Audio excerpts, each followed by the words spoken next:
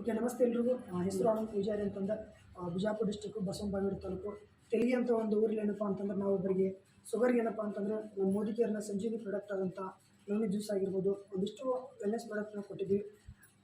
ಅವ್ರಿಗೇನಪ್ಪ ಅಂತಂದರೆ ಜಾಸ್ತಿ ಶುಗರ್ ಇತ್ತು, 200 ಮೇಲೆ ಅಂತಂದರೆ ಶುಗರ್ ಇತ್ತು.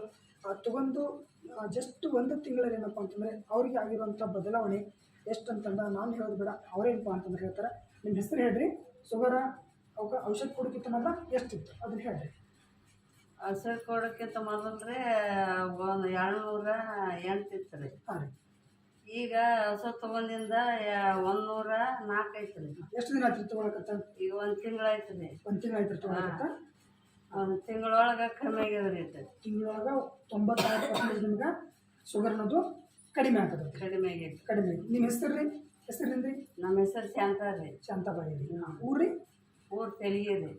ನೋಡಿದ್ರಲ್ಲ, ಇಲ್ಲೇ ಏನಪ್ಪ ಅಂದ್ರೆ ತೊಗೊಂಡು ಅವ್ರಿಗೆ ಏನಪ್ಪ ಅಂತಂದರೆ 96% 1 ತಿಂಗಳಲ್ಲಿ ಏನಪ್ಪ ಅಂತಂದರೆ ಅವ್ರಿಗೆ ಶುಗರ್ ಅನ್ನುವಂಥದ್ದು ಕಡಿಮೆ ಆಗಿರುವಂಥದ್ದು.